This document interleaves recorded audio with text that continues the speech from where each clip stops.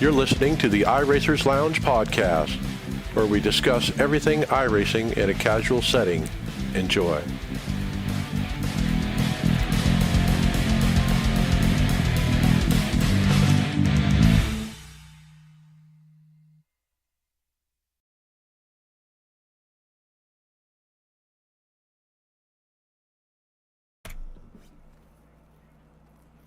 Three, two, welcome to the iRacers Lounge. I am your host, Mike Ellis.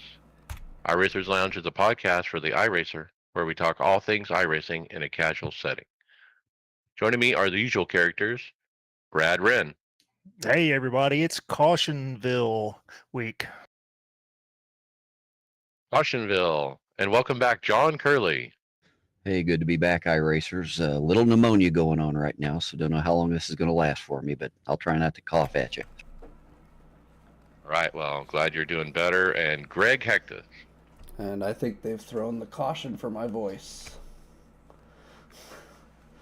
On today's show, we will take a look at this week's patch, see which sim racers continue to impress in the real world, see if you were fooled by some April 1st post, if there was trouble for, and is there more trouble for Fanatec and Motorsports games, discuss how would iRacing handle the Denny Hamlin restart from Richmond, and see what a member found hanging around at COTA. That's right. And remember, you can follow along with us on your PC or your mobile device in real time as you listen to the show and see for yourself all of the great topics and products we'll discuss by visiting iRacersLounge.com and selecting the show notes. Hope to see you there.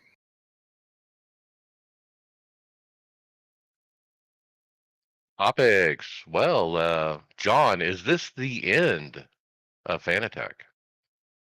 Well, it's sure the end of one of its original funders and CEO, Thomas Yakermeyer.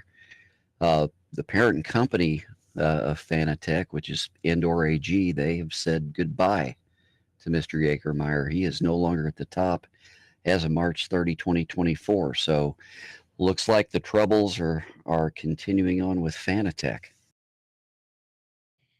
Or is this an adjustment to the trouble? Trying to right the path. I don't know. They've obviously there's a bank involved that's got money, I guess, involved in this as well. And part of the condition, probably for some sort of injection of cash, is to remove him. So, look, we've said all along when we showed that video, you know, when he did that that interview with, I can't remember who it was, but it just look, I would not order a single thing from Fanatec. I don't trust it. What a mess. What a mess. Well, it is a publicly traded company.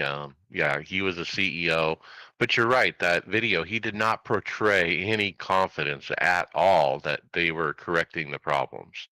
And I made a decision that on this show, we're not going to promote their products ever since then, really. They've released a cockpit and two wheelbases, and we haven't talked about none of it. And I'm going to keep that way until I feel like sim racers can trust to buy from this company.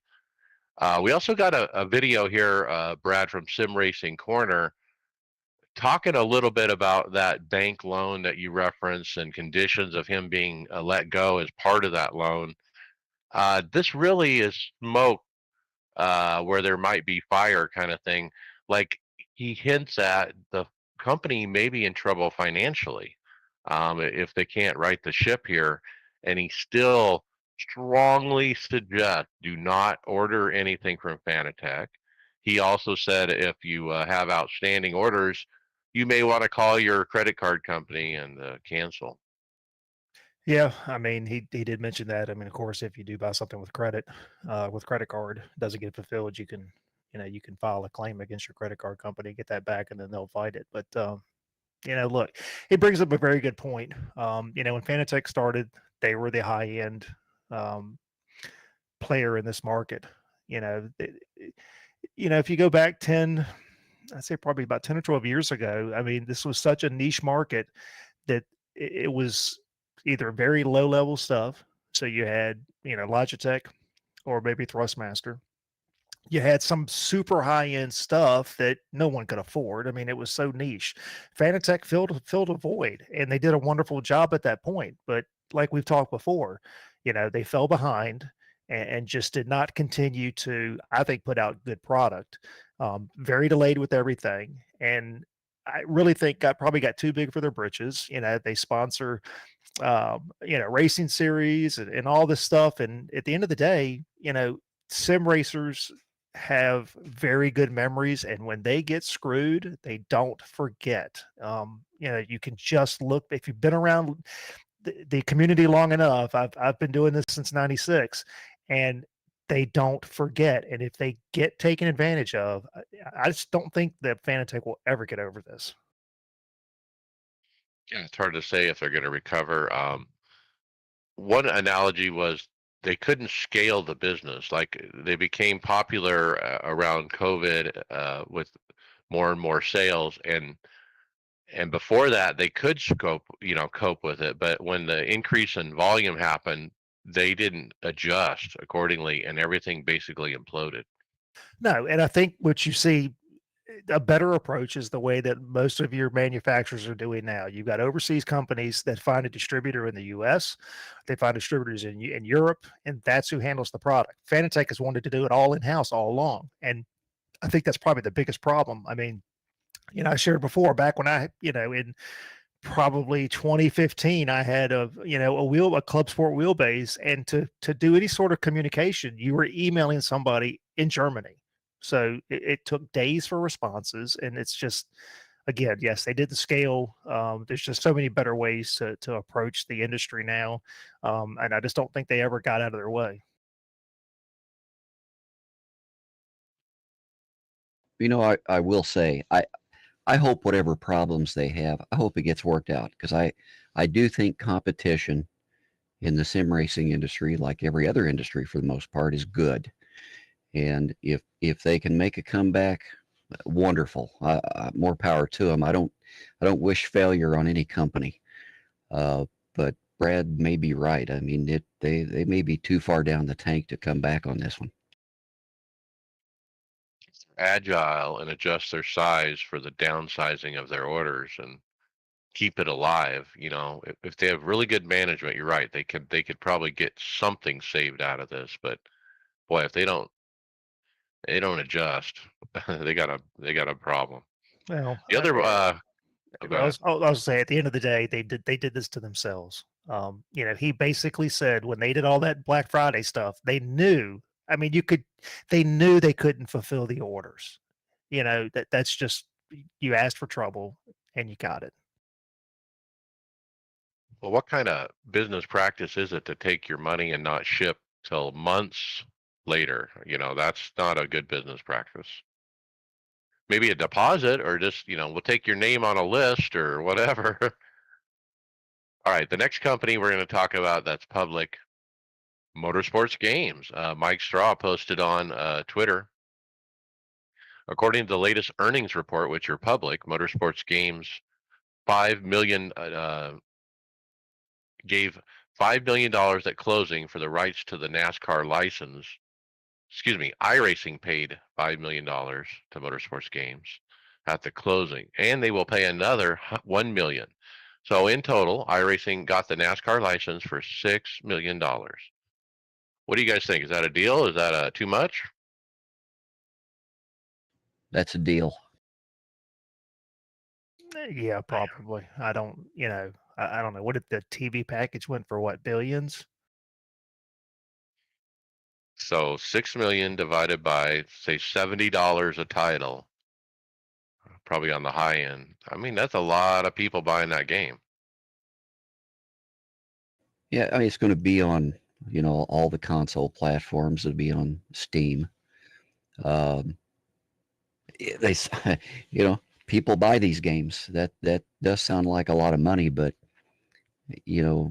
what we talked a few weeks ago, just the sim racing industry alone is projected to be a $9 billion business, and the video game business is bigger than that. So it's probably not a bad deal. Well, I did the math. 85,714 people would have to buy at $70 a pop to regain their money.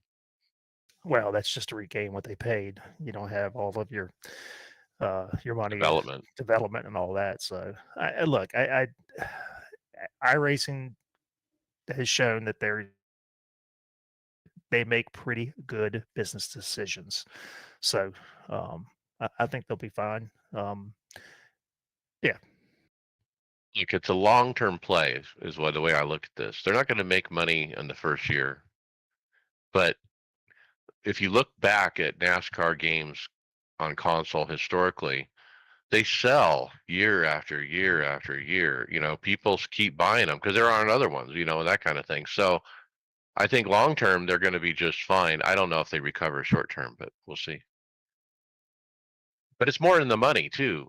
I want to say that too. I think it's about more than the money. I think it's about saving NASCAR gaming. It's about doing the right thing for the fans out there of sim racing. Remember, all the people involved with iRacing were involved in some of those original NASCAR games, and so to see it come full circle, I think that's a big part of it too. yeah, absolutely. I mean, it kind of, I mean, I think even Steve Myers had said, I mean, it takes it, they're back to where they basically originally started. They're working on a console game, but they're back to where they started with NASCAR. For those who've been around forever, back with Papyrus Studios and Sierra, I mean, that's where it all started was NASCAR. Did they? I don't. Did they never made a console game though? Did they? They were all PC based. Like to have a Papyrus based console game will be awesome down the road. We just never got that type of thing, so it's kind of a whole new thing, right? Yeah, it was all PC based. Other numbers came out by Mike Straw after the filing about motorsports games financials for 2023. They lost 14 million. They accumulated a deficit of 87 million. Oh my God. They only have 1.3 million on hand and they burn 1.1 million a month. Unreal. Unreal. Now look, if you're the bank and you're owed 87 million from that deficit, and they just sold every license they had that was worth anything, you're probably like, man, this is going to be a write-off. Well, I mean, look, they did all of this and they didn't produce anything. Nothing. I mean, what did we get? I guess they are still doing the Le Mans game, and all you got was a beta, basically. Could they not go after that game? Like eventually they'll run out of money to produce these things, right? Yeah, I mean, I've read some stuff online that may never even get finished, considering the shape that they're in.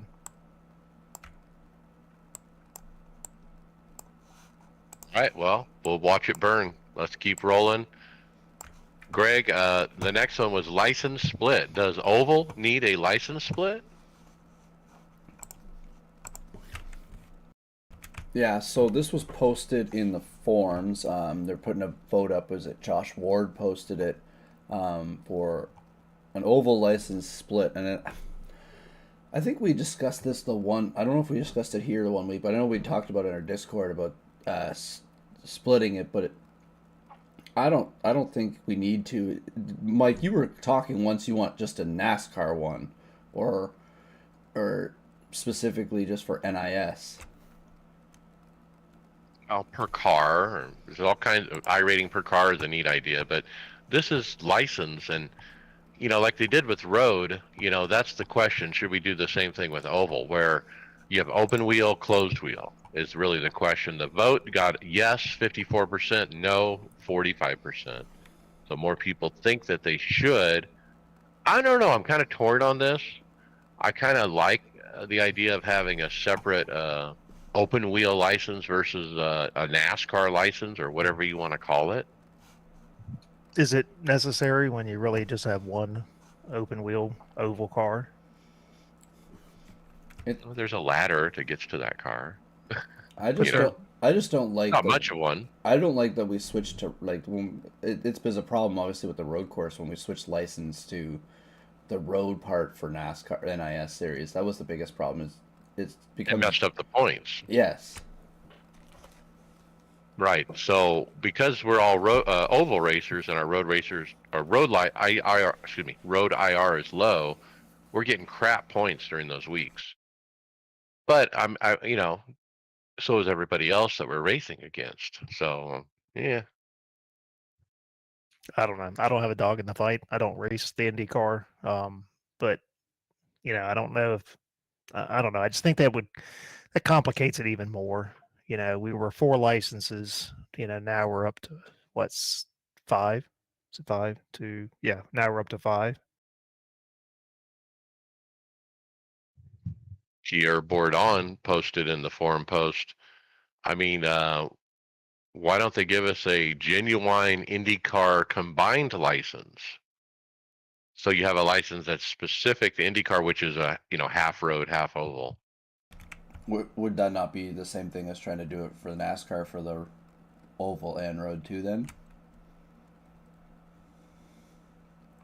Yeah. Point. Maybe you have a NASCAR license specific. So when you do NIS with this mix of dirt and oval and road and street, it's a combined effort, and that would fix wouldn't it fix the point problem that we currently have?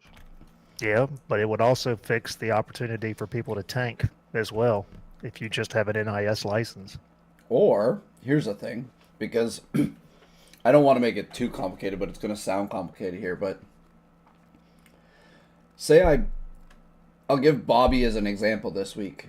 Bobby was running Draft Masters. Mike, you ran Draft Masters in the off season, right? Or at one point.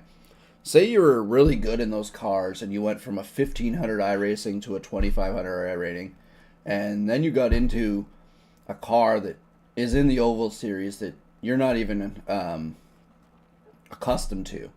Are you really a 2500 iRating driver for it? No. Maybe you should. Maybe they should at some point here just have ratings for each car. So the more you participate in one car, you just move your I rating up for that car. So that you're, say that, because I don't think if I jumped into the Xfinity or truck right now, if I was a 3000 I rating, I'm not a 3000 I rating driver for those cars every day. But that would just be nice to maybe they just move it at some point to each vehicle. Well, Vehicle class. I'll yeah, clarify. or series. I mean, look, Craig, if you jump an Xfinity or a truck, you'll be fine because you understand. I was just being me. I know what I'm saying. It's still an oval. It's an oval stock car. So I think I would be fine for some sort of series. And I think that's kind of the attempt that they made. Again, the problem is when you have a series that runs both, at some point either you're going to get penalized either way. Okay, I guess the thing I could use the example of is, Mike. Wasn't there a series like an oval series where you ran the big sprint or something like that? The one year when it was like a league race or something, or one night a week that only had one split, or one time that you could run. It was I don't know if it was a winged car, but it had something. I can't remember what car it was. But anyways, I think it might be more series car based down the road someday. I see like a class, like A class. So you have the Toyota, the Ford, the Chevy, and whatever series it runs at whatever track, those are a combined IR. So you run A open or A fixed, or you run NIS, or you run, whatever. Yeah, who knows what? Probably the best thing to do is leave it alone. But they didn't do that with the roadside, so I don't know. I don't know if there's a need on the oval side as much as it was needed on the road. All right, Brad, how about some former Coke drivers doing well? Yeah, so we had a couple posts here. This past weekend, Richmond Raceway, Parker Retzlaff grabbed the Xfinity pole. First pole for him, first pole for Jordan Anderson Racing. And then followed up after that, we had Caden Honeycutt held off Dean McCaskill to take the checkered flag in the Orange Crush 200 at Orange County Speedway. So again, here we go. We've talked about this a few times. Is it the year of the iRacer or the sim racer? I mean, we've had multiple guys that have ties to sim racing, being successful and winning big races.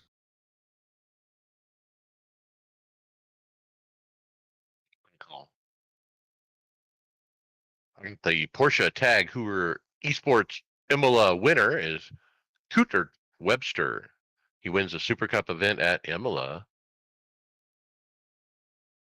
And it was Coulthard and then Sebastian Job, Diego Pinto, Chris Lulham, and fifth, Jordan Caruso. Points, I mean, Sebastian Job continues to run away with it. He's sitting at 413. Diego Pinto, 375 in second. So quite a gap there, 38 points. I keep Didn't watch the race, but yeah. I keep forgetting about it, and I need to go back and watch one of them. They're probably very exciting. Pretty early Saturday morning for me, so I work Saturdays, so I usually miss it. Okay, let's jump into April Fools was this week. John, we had April 1st, and it was a bad day for a producer like me to find real content for a show because every post, you don't know, is it real? Is it not real? Is it April Fool's joke? Well, we collected about 4 of these, John, to go through that kind of got me thinking. Yeah, we did. Some of these were kind of funny. We had Kawanda Esports. They advertised their steering wheel pot lid, and it basically it's a lid off of a pot out of the kitchen with a handle on it. That says you can buy this and use it as your steering wheel. They got a picture of a guy taking it around the track. Then we had another one from volleyball. Was it sim race below? I don't know what this says, but there was some kind of little looked like an Xbox thing, but Formula wheel, but Formula wheel, McLaren, yeah. But it's like a half-inch big. Is this Joachim? Yeah, it's small. I really hope with that pot lid they don't end up on their lid. That third one is a Trek Sim Racing gave us the Trek tow bar, which is a wheel hitch, like you'd see on the back of a pickup truck to tow a trailer. You just bolt it right on the back of the sim. That's the kind of thing, just what I need to, bump my shin into, as I'm walking around. We had a post from Asher Racing, showing off the Ultimate Pro Max Titanium. So you can imagine a Formula wheel that's been stretched by about maybe 2 times. It's very wide. I could see this happening someday, though. I could see this happening someday. It looks like it's about a 400 millimeter Formula wheel. You would be hit when you turn one way. You'd be smoking your thigh. Well, yeah, how could you turn down a name that's got Ultimate Pro Max and Titanium in it? I was just gonna say, in the middle of instead of it being like a display screen, it's actually gonna be a monitor inside the side of that wheel. The last one was introducing autonomous sim racing, and it's basically like cruise control for iRacing, and it shows them, sitting in their cockpit reading the newspaper as he's, running the race. I think some of these are more accurate than actual with how some of these people we've raced with in the last couple of weeks running people over. That's true. So did iRacing do anything this year? They used to be really, really good at these. I remember back in the day we had the big press release with the mobile iRacing. You remember that, Mike? Probably the about video. 15. They had a video the one year, didn't they? Yeah. They were good. No, I didn't see anything specific this year. This autonomous sim racing or cruise control, man, Martinsville This would be handy under the yellows where you could just kind of put it on cruise control while you look at your phone. You know, look, I'm looking at my phone anyway on cautions. I mean, so this is almost realistic. No texting and driving, Mike. Hey, No texting and driving. is this good for when you have those long races when you have to go to the washroom? Fun. All right, Brad, we have a patch this week. Yep. So we had a patch on Tuesday. Surprising. I don't think really anybody saw this coming. So they introduced 2 new Outlaw models for the Dirt Micro Sprint car. Went ahead and moved 2 more cars to being rain ready. So the Ford GT GT3 and the McLaren MP4 SRX AI is enabled. And then they also did a maximum allowable rain rate is now capped for official fixed setup series racings. So we got another article here in a few, but didn't see that coming at all. Some other stuff just kind of fixed some odds and ends stuff. Well, weather, some hosting issues. The results and stats it says here, Brad. Yeah, that was fixed, and then it was broke again. The same day, and we ended up with a couple more patches to try to fix that. And then when I got on tonight, it's broke again. The app works great for stats. The app is wonderful because it keeps your filters and everything else. Why we can't do that in the UI, I will never understand. So suppose they fixed the filter, I think, on the maybe on the hosted or something they fixed, but I don't know. They're better at fixing or having a secondary app than the actual app.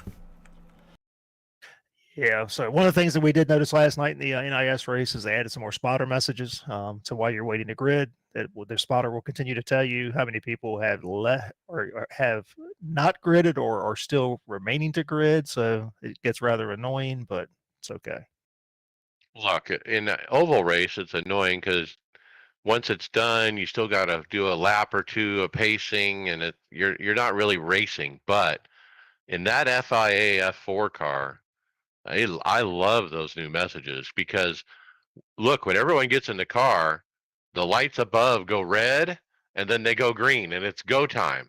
And so it's almost like a countdown. Oh, there's 2 people left to grid. Well, get ready. I'm pulling in the clutch. I'm getting ready to hit the shifter into first and I'm getting ready to hit the gas.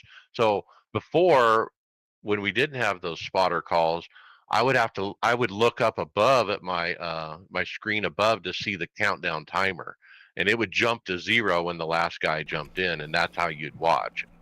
So what you're saying, Mike, is you had to pay attention?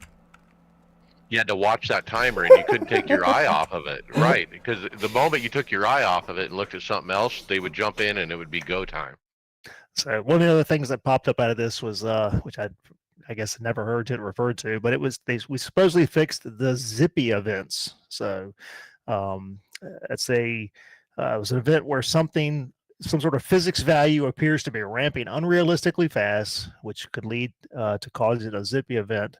So now when that happens, that person, I guess, basically is removed from the server, because I guess apparently when this was happening, it could cause other people to end up, either getting dropped or whatnot. So I don't know if this is a situation where, the physics goes crazy and somebody goes, shooting to the moon and whatnot. I got dropped from a race today. Didn't get dropped in Discord, got dropped from the server. They need to fix that. I mean, it's rare. I mean, I think it's the first time that's happened to me this year, but still. Yeah, happened to me, I don't know, maybe a month or so ago. It just doesn't make sense at all. Okay, John, we got some more details about these little sprint dirt cars. Yeah, the new micro sprints, which is part of the free package. They've added two cars. They basically put the outlaw version of these up, which those have the 160 horsepower motor, and then now they've got the stock version with the lower 120 horsepower. So the stocks are the rookie level, so that's what you're going to get on those. If as you move up, you can, in your license, you can hit the outlaw. I have to tell you, I've raced a lot of these things. I've had a blast with them. Uh, they're a lot of fun. If you want to try dirt, if you haven't done much dirt, these are fun cars to drive. Yeah, I need to start over on dirt. I jumped around. I won a Bristol dirt race in NIS, but I've run the 410 where you just hold it flat, and you never lift.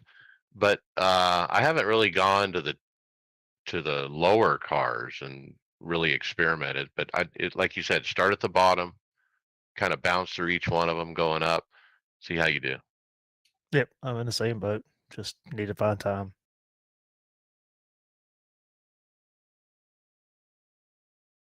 Okay.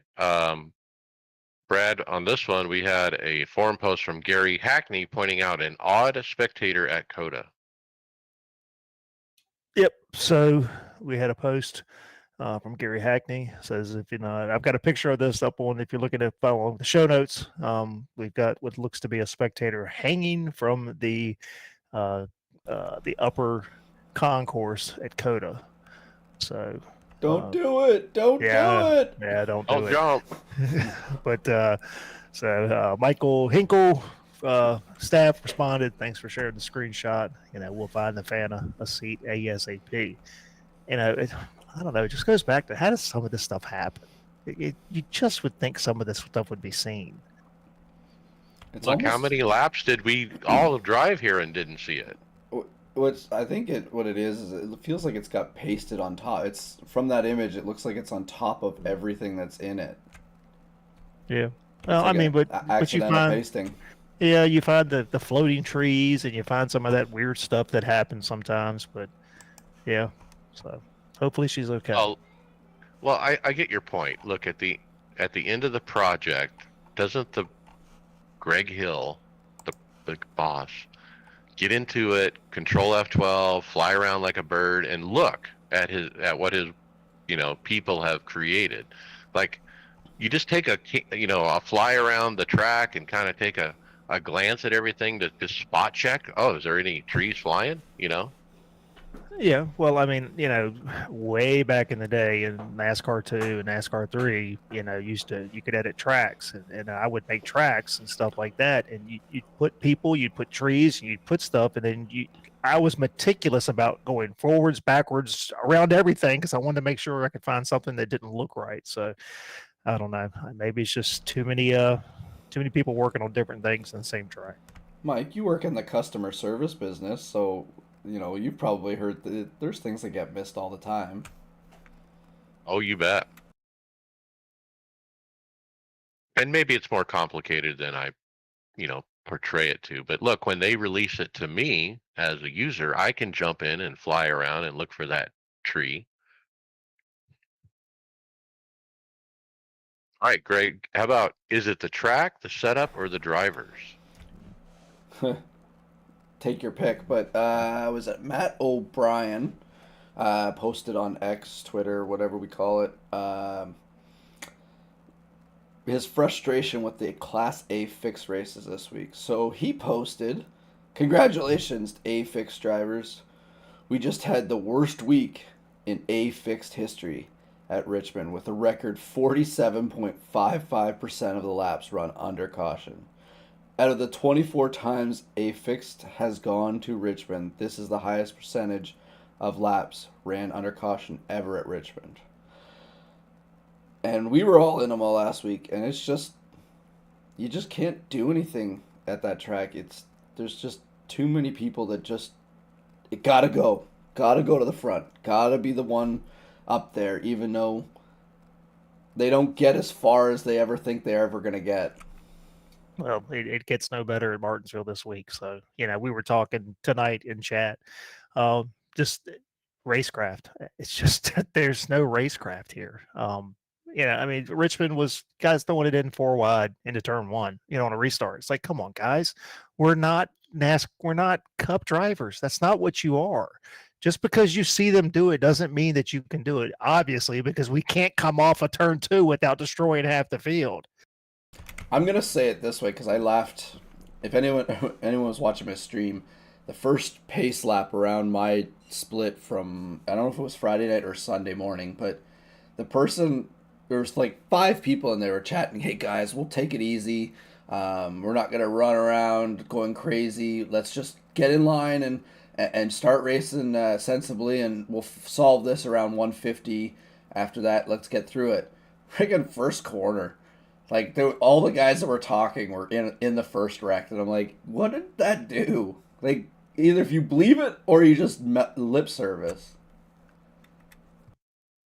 Well, I'm gonna, I talked to Justin about this last week during Richmond. First of all, this is a hard track to drive. This might be one of the hardest ovals, I think, to drive because you can't overdrive it. You gotta hook the bottom. If you're not hooking the bottom, you're slow. And so you hook the bottom in 1 and 2, and you come out of 2, and it's a real tight to get onto that back straight. You got to get the car turned and then get on the gas, and people basically get this push tight thing going, and they spin out. I don't know. I'm making up reasons for these cautions, but I think you also need to look at the NASCAR product. Remember, we are racing what NASCAR is racing. The same horsepower, the same tire, the same car, the same track, the same everything. And so when you look at the Richmond race, at the NASCAR Richmond race, I don't think we're seeing anything different in iRacing than we do in NASCAR. So the real question is, why are we having those cautions in NASCAR? Because drivers. Here's one of the biggest things, Mike, and I've noticed this. So you just said it there. You have to wrap the bottom. You don't have to wrap the bottom at Richmond. There was a distinct second line there that you could run. There's also a distinct, if you back the corner up and go into the corner and get around it, you will get off the corner better. But then that doesn't help that the car behind you has a different philosophy where he runs it into the corner real hard, drifts up the track, and diamonds it off. Or then you have someone that is who breaks into the corner and then likes to use the car, wash up into the car that's on the outside of them, and use that as the best way to get off the corner to make passes. Those are the reasons why it's happening. There isn't one way to get around the track, but the problem is my style. If, say I am that guy that backs the corner up, and then the guy behind me that dive bombs me, we both have two ways of looking at how that accident happened. That guy dive bombed me, or you're too slow, you got to get out of my way because you ran around the corner. Well, that's not how it is. People don't realize that the car behind's job is to get past the car in front of it without causing contact. That is the job in racing, unless you want to put your bumper to it and move the person to get out of the way. But you don't just inherit the spot because you think you own it. It's yours. You have to either be fast or make the pass and get it clean. If you don't, then unfortunately people get frustrated, and all they do is, you know what, I've been trying to get by you for 10 laps. You know what, I'm just going to go up the corner in this time. But I think the biggest problem is guys think that I've run some really quick laps. I'm going to go to the front. I deserve to be up there. Well, they go up to the front, they stall out, and they back the thing up. And then when you want to get past them because they're backing it up, they forgot that you let them by, and they race you real hard, and an accident happens. They get loose off the corner. There's way too many things that guys are driving over their head. And like Brad was saying, driver is driver, but I think a lot of people aren't realizing that it is a responsibility of the person to cleanly pass, and that's gone out the window.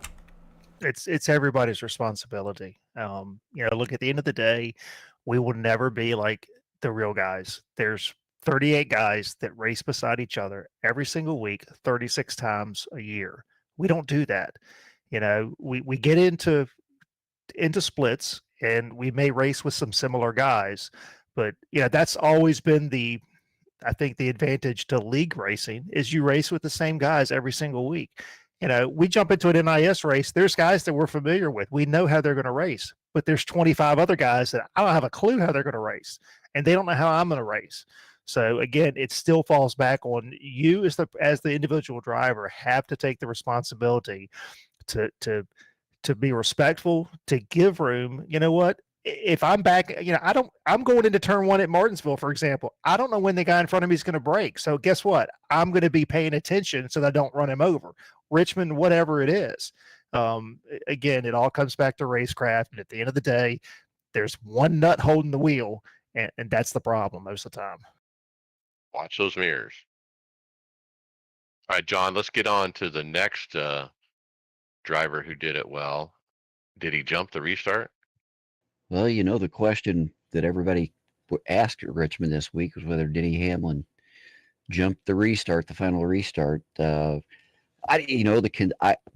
he jump the restart? Yeah, maybe he did a little bit.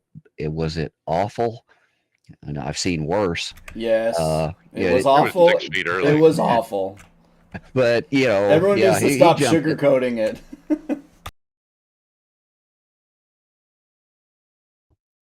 Well, look, we got a post here from James Holzer basically saying iRacing patrols this better than NASCAR does. What do you guys think? I think they do. I mean, the way the restart rules are in iRacing right now, you got to hold your lane, you got to hold a speed and this and that. Yeah, look, it's black and white in iRacing. That's what it is. It's black and white in the NASCAR disagree. book. I don't disagree. Look, I'm on your side. The reason they painted a line on the track was to make sure that you didn't have the confusion when it used to be a line on the wall. Okay, that's when it was the gray area. So hey, let's make a box. This is the box that you can go in. Well, if you go before the box, it should be a penalty. Look, at the end of the day, there's no difference between what happened here than what happened at COTA. Was they let the race finish out. Shane Van Gisbergen is in second place. Oh, he cut the course. Guess what? Last car on the lead lap. That's exactly what should have happened Sunday night. It's what it is. Absolutely. I'm sorry. And for Eldon Sawyer to say, well, it's a difference if it's at lap 10, 50, or 300. No, it's not.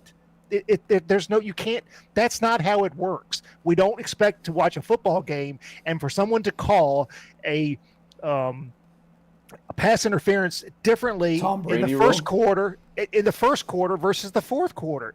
That's not the way it works. So typical NASCAR has put themselves in a situation that they do continually where they show that there is no consistency in anything they do. And that has always been the problem and will always be the problem, unfortunately. I'm getting off my soapbox. The worst part of listening to all this all week about this jump thing was all the professional analysts, drivers, and all the podcast shows talk about it. And you're supposed to be like experts in the things that they're doing, and they are, but they're arguing the same thing and then saying, you know what, you gotta leave it. Well, why did you have to leave it? What if he just all of a sudden, what if Martin Truex there, say Denny jumps the restart and Martin Truex right hooks Denny for doing it going into turn one. Are you going to penalize Martin Truex because he right hook? Probably, because of what their precedence is. Like I just don't understand how they confused everyone all week on the radio with whatever NASCAR's answer. They changed it 4 or 5 different times what their answer was, and they changed all that, saying we don't have the technology to do it. You have all the technology in the world to do all this stuff, and you choose not to do it. Friggin' F1 can track every one of their cars for out of bounds on every track they go to, and they know exactly where the speed is and where they're doing things. They know how to do safety restarts. They actually have a system on their cars in F1 that knows their delta when they're under a virtual safety car to keep them in the same distance apart so they don't have to put a car out on the track. They just keep the cars at the same distance each time. How can NASCAR not figure out how to keep Denny going 55 miles an hour, Martin 55 miles an hour, till they enter a box that's 3 car lengths long? It's bullshit if it's an answer. They literally, iRacing writes a code in our game for it. How can it not be done? I said bury a wire under the cement. The transponder There has to cross the wire. there is wires in Pretty it. simple. They already have wires in the track. They're for the transponders to tell them where they are when the caution comes out. Yeah, you're losing your voice, Greg. It's getting a little high. I'm Now, the so next part of this, angry. we got this forum post from Kevin Limberg. He asked, would Denny Hamlin get penalized for jumping the start if it was NIS? And I think the answer is yes, right? I mean, he went 6 foot early. Well, the good thing about iRacing is it is black and white. The computer sees how fast you're going, and if you go early, it does it. It doesn't matter who it is. There's no subject to it. It's a computer making the decision. Now, I'll digress a little bit. Some people say they missed this non-call to try to cover up the the Kyle Busch caution that ruined the middle part of the race where all the strategy was going on. Um, Dale Jr. said it best on his podcast this week. He was this livid, like they had no business putting out that caution and ruining what was shaping up to be a nice, strategy thing going on. Um, Typical NASCAR. I think that one pissed me off more than the restart at the end because you know I'm just sick of it. I mean, over the years they've done this, and that was just playing into the past of, man, it's been green forever. We need to, line these guys up and let them race. And so they're just looking for a reason to throw it. I mean, the guy actually, the lights of the caution went off before Kyle even pulled the car off the wall, basically. I mean, it was just way premature. Well, did you hear their explanation? They said that, oh, they thought he maybe had brake failure or something like that, why they had to. Well, you just make that decision real quickly by, you think, like, maybe you should think that Denny jumped the restart, too. Anyways, no, it's just, there's so much inconsistency in everything that they've done.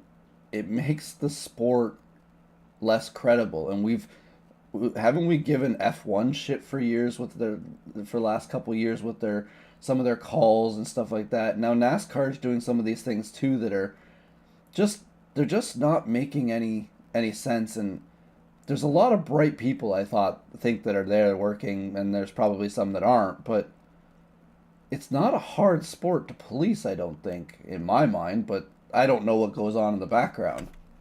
Well, it's frustrating. We're riding a good wave after the Netflix special. And I think you've got people that are watching the sport. And again, the problem is exactly like you said, Greg, they look like buffoons. They can't get out of their way when it comes to making decisions. And the inconsistency, look, if we want to go back to the early and mid 2000s, you remember the guys, you remember the whole stretch of, cautions, phantom cautions, we're under yellow. Water bottle. Right. For nothing. And it got to the point where the TV had to try to find something because nobody believed it.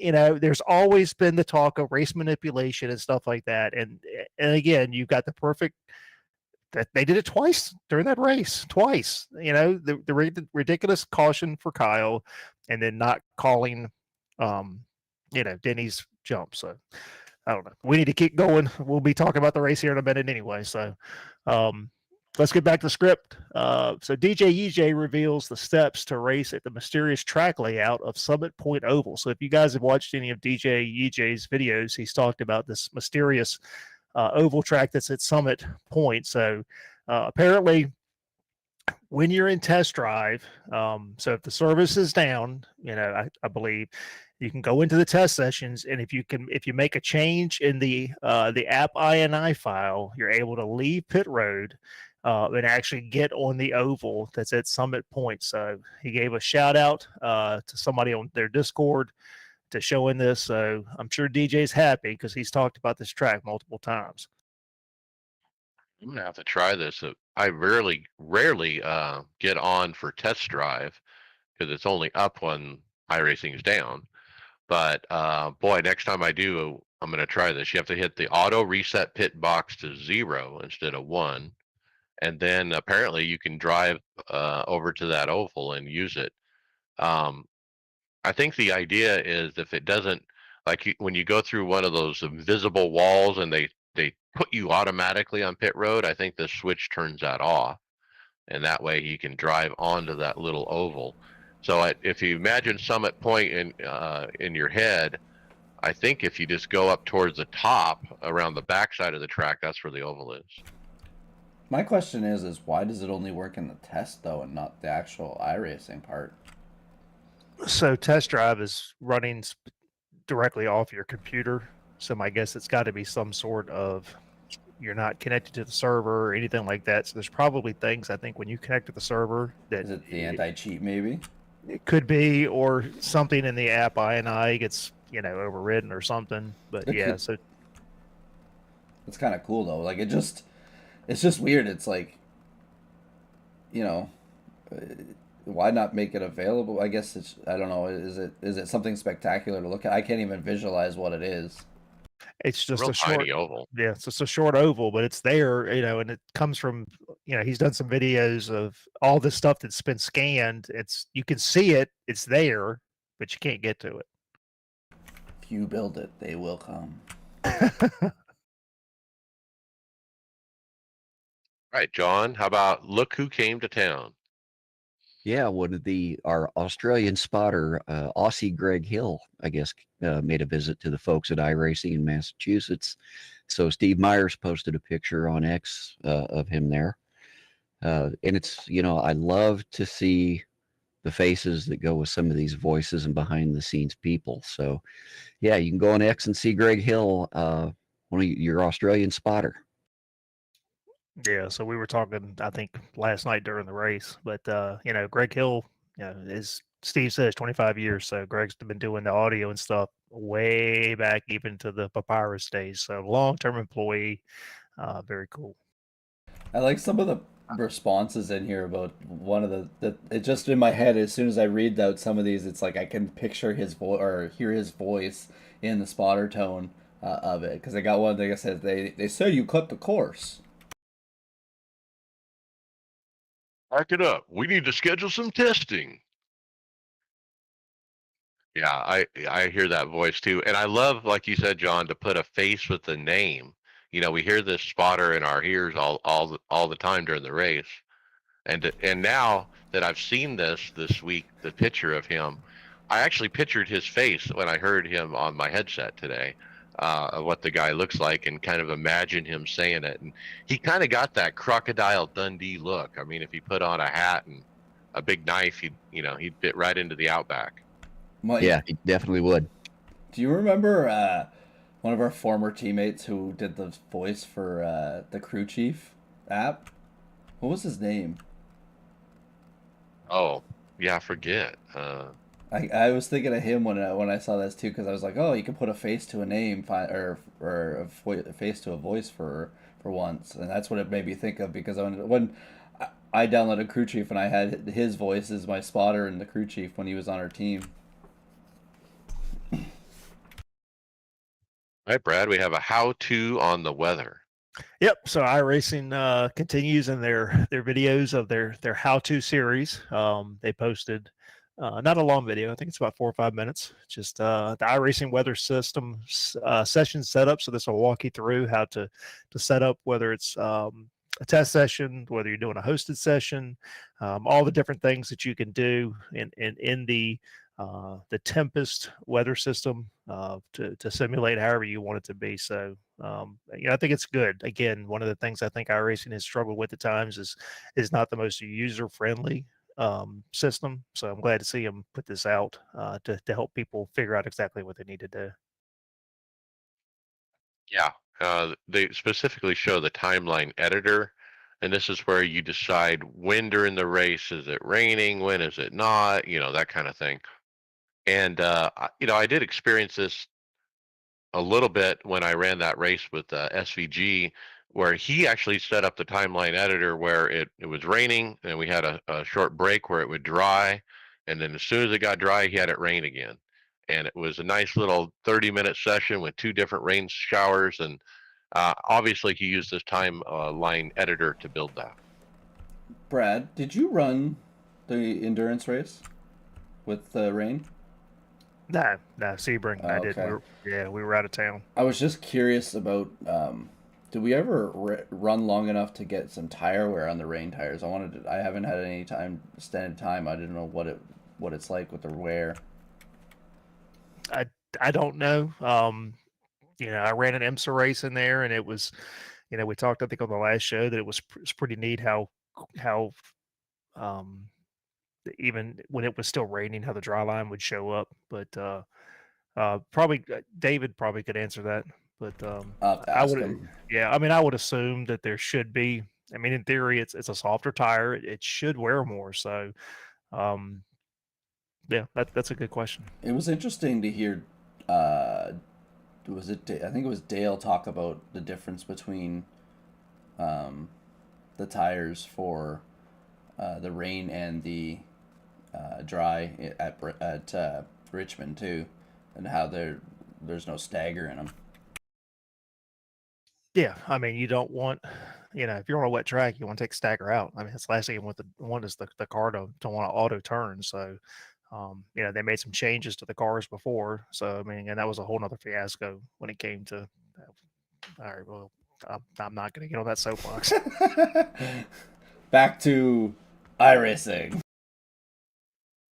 Don, we had a member survey this week. Yeah, staff member Kevin Bobbitt put in the staff announcements section of the forums a link to a survey, which, by the way, I'd encourage everybody to do. I think iRacing takes the information we give them, and that they, in some form or fashion, they use it to hopefully better the experience that we have on the service. So go in and it asks you questions about your level, or what kind of racing you do, how'd you learn about iRacing, so on and so forth. So it's a quick little survey worth going to. Give them your input. Yeah, I went through and did it. I mean, some of the questions I wish would have been multiple choice when they weren't. And then there were a couple where, I had to pick other, and I would have preferred to be able to put something in there for the reason of why I chose other. But no, take time to do it. Like John said, I think they do listen. Yeah, the multiple choice thing kind of threw me off. There was a question near the end where I was thinking it was multiple choice, and I went and picked my first one, and it moved right on to the next question. Yep, same here.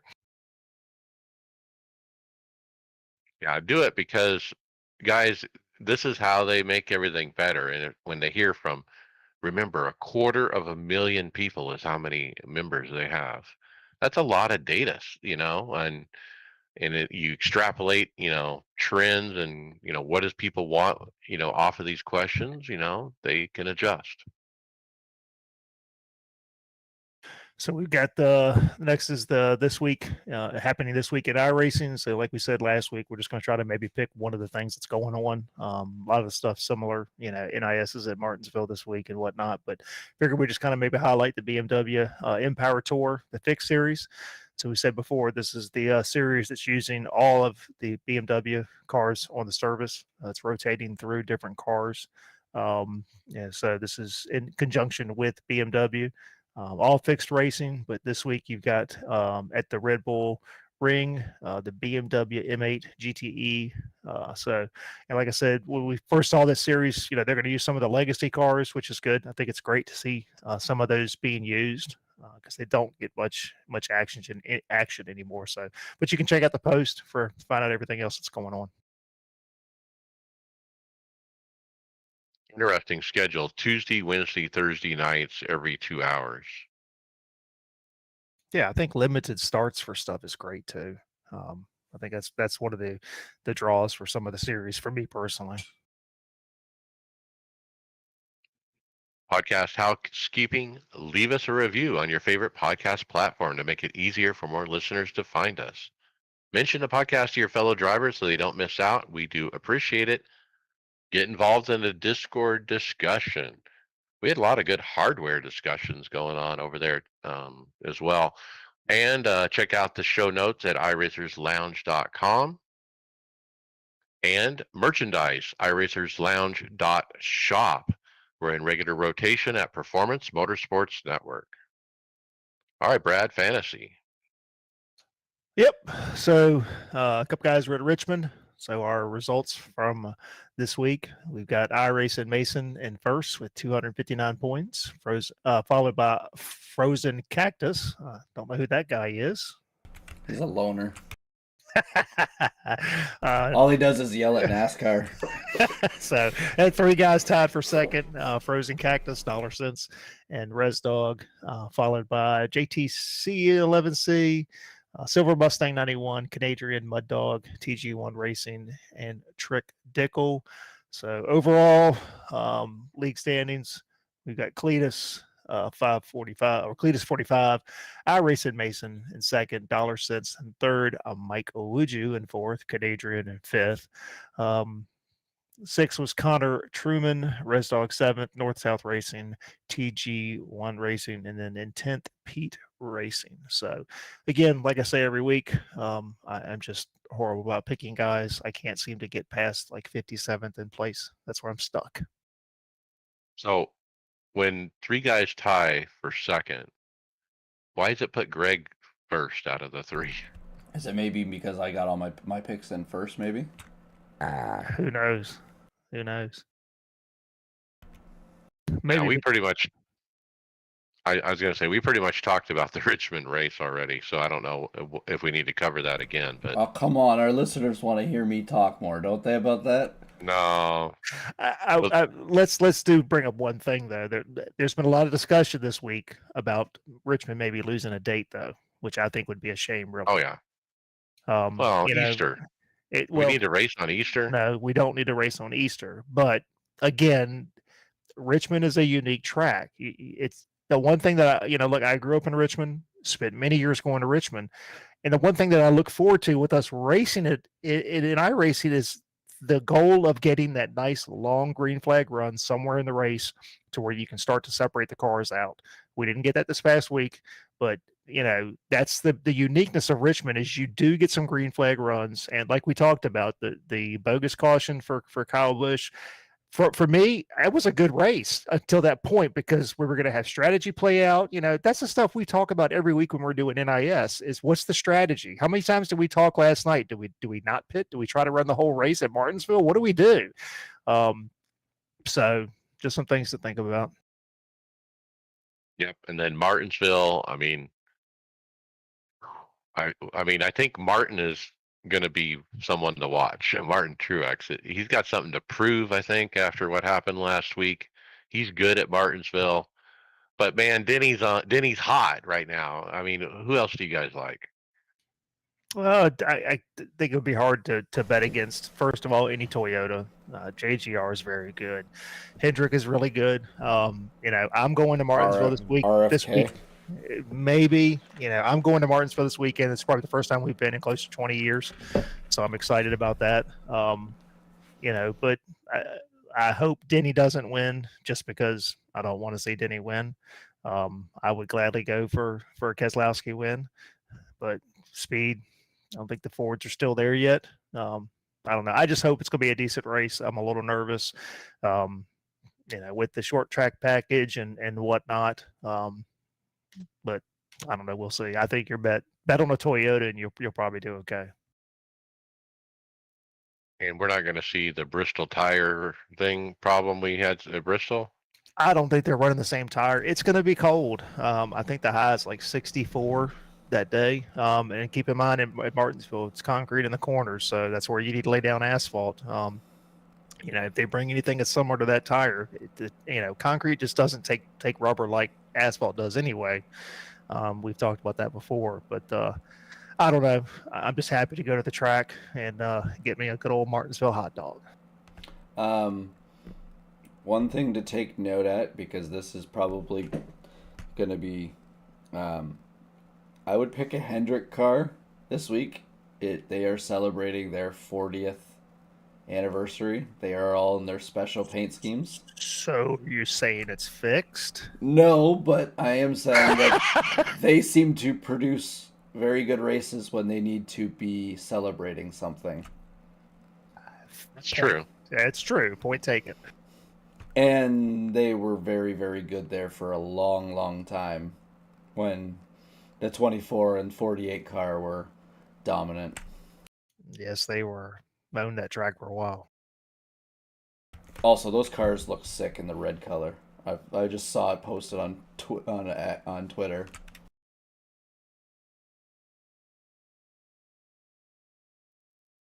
Hardware, software. Let's get into it. John, another celebrity, another sim build. Yeah, we've got former professional wrestler Bill Goldberg. He's had a really nice rig built by Advanced Sim Racing.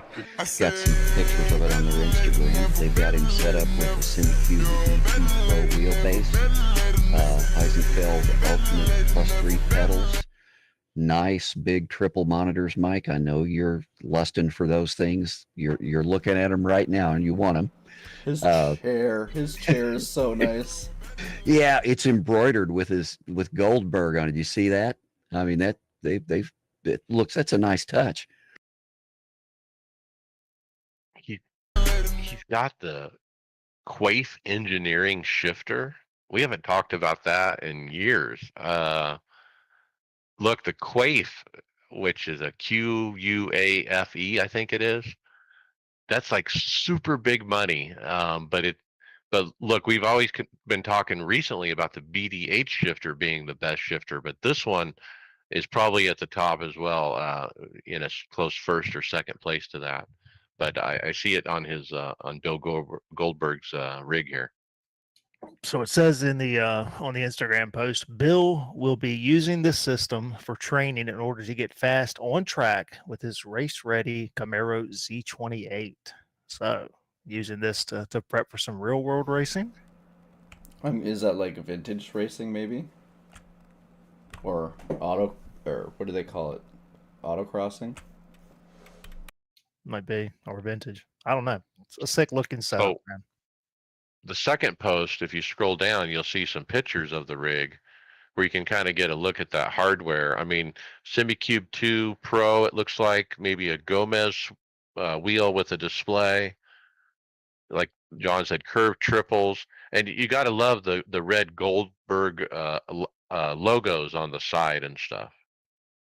It looks like the back is like airbrushed.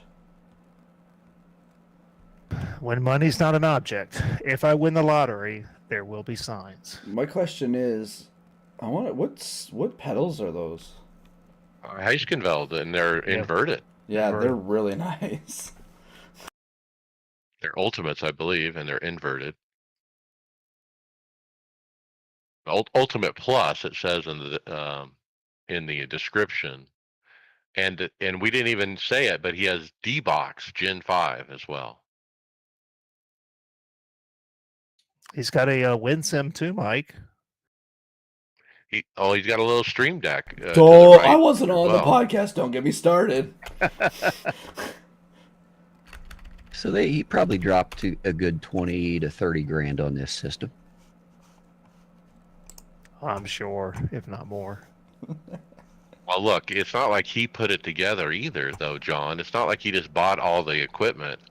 He, contracted Advanced Sim Racings to kind of do the whole shebang. So I'm sure there's some labor involved. Yeah, very similar to Podium One, the builds they've done.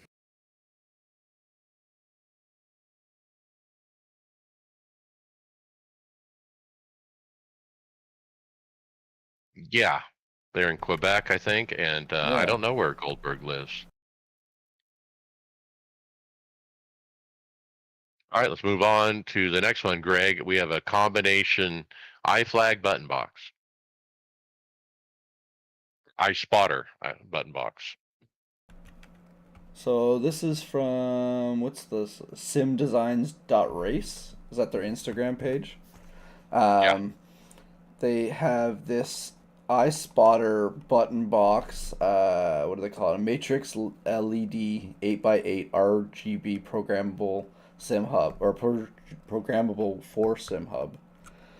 It's got 4 backlit push buttons, 4 up down and left right levers, a swivel hook for profiles, a carbon filled plastic case, and right or left fish. What else do they got?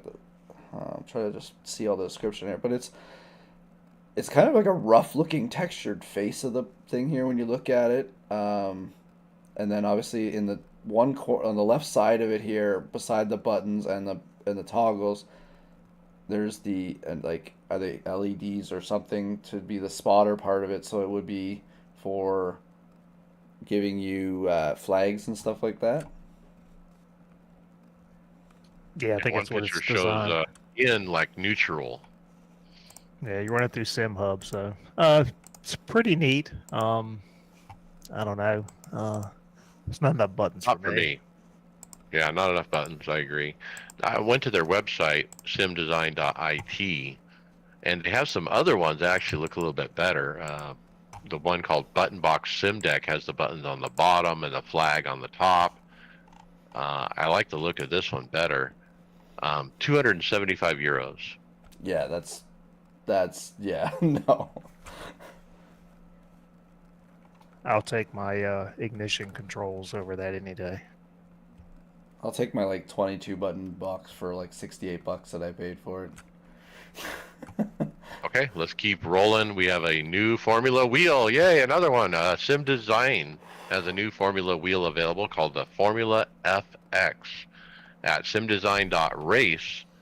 Uh, well, I mean, what do we got here? I mean, your typical Formula wheel with the display, carbon fiber on the front, dual paddles on the back, 5 knobs under the display, a lot of buttons within reach. It's very typical. A little rough look to it, not as sleek as some others. It is a nice design though. It kind of reminds me like it looks like it's a very I don't know, it doesn't look like it's that thick either though. It's more of like a thin pieces of metal that are put together. It looks like it may be light. It doesn't say what the weight is, but I really enjoy a light wheel. This is from Italy. You're What? right. I do love when you look at the picture, Greg, where you see kind of the sideways profile of it. You're right. The front is like a thin carbon fiber plate. Yeah, and what software do they use to run those displays? Mostly SimHub, I would guess. Is it okay? Those are so easy. I mean, you just click on somebody's that has already programmed it, and it pops it right in, and you don't have to do anything. That's sick. All right, Mike. So you had us put the MPI Sim SX09G seat back in here because you wanted to take another look at it. So what do you want to talk about? Well, because our teammate Chris was asking in our chat, "Hey, what seat should I buy?" He said that his child has a better car seat than he has a sim seat. So I think we recommended the NRG. A few of us, Greg and I, have that. Brad, I think you recommended the Track Racer seat. I've got it. I've got it in RG. Oh, NRG. Yeah, somebody recommended the Track Racer. I put this one up to Chris. He liked the look of it. I don't know. It's 200 more than the NRG though. But it looks so good. It does, and It I looks love really the head comfortable. wraparound, the It head looks wraparound kind of thing. But it's really wide, which really accommodates the guy with VR. The big VR goggles and stuff. It doesn't get in the way, but it's got that look of the wraparound. I like the fact that the I guess what they call it bolster padding for your lower back there. Like it looks like because on my NRG seat I've added a bolster to it from Amazon. I bought a little thing to add to the seat, but that looks like that seat would be very comfortable. Very very. The only thing it would be really hard for getting in and out of because to get over top of each one of those side whatever you call them, the side padding. The sides that come up on your around your thighs is what you're talking about. Those are a bit deep, deeper than the NRG for sure. But I love what you mentioned about the padding or the cushion on the back, the lower back part, to kind of push that out, lumbar support as they call it. Yeah, and MPI has always got the nicest. Like the orange always gets you whenever you look at it. Well, don't forget this important feature. It says its innovative features include an integrated cell phone holder pouch, ensuring your device is always within reach so that you can grab it, play with it, and wreck other cars while you're iRacing. Oh, sounds like Mike. Well, the NRG has a little cell phone pouch. Most of them do. I But don't. I don't. I don't. I don't have a cell phone pouch on my NRG. Where's yours? no, the right in the front cushion, there's two little slits, and you just slide it in there. Oh, I never thought about that. But then again, I don't text and drive, Mike.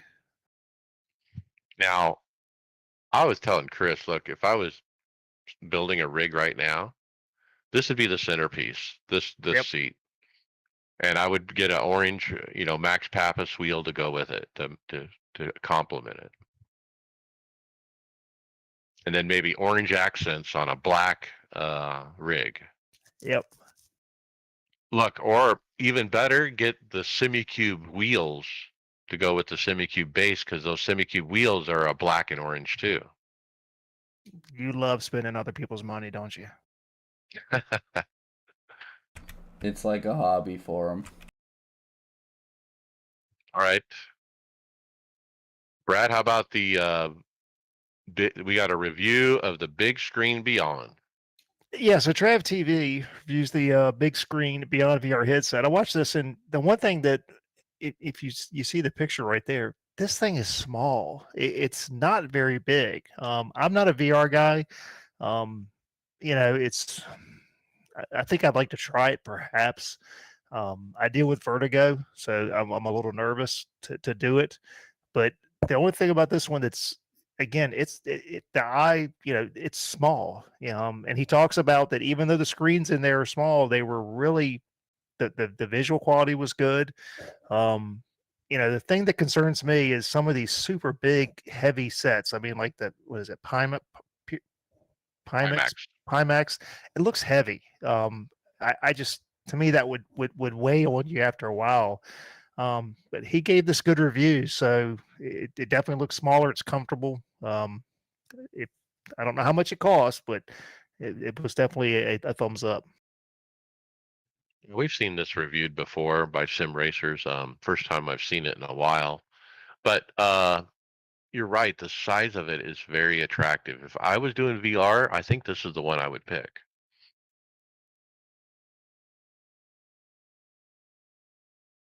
It looks like the graphics in this one are clear. Of course, I know that has a lot to do with maybe the system the guy's running, but it does have a really good picture, uh, better than some of the others I've seen. It's hard to tell in a YouTube video, what we're seeing here, but you're right. I mean, if he looks like he's successfully racing with it, and when you look at in the corner where it shows him sitting at his rig, it almost just looks like he's wearing oversized sunglasses. I mean, that's how small they are. When did Jordy start driving?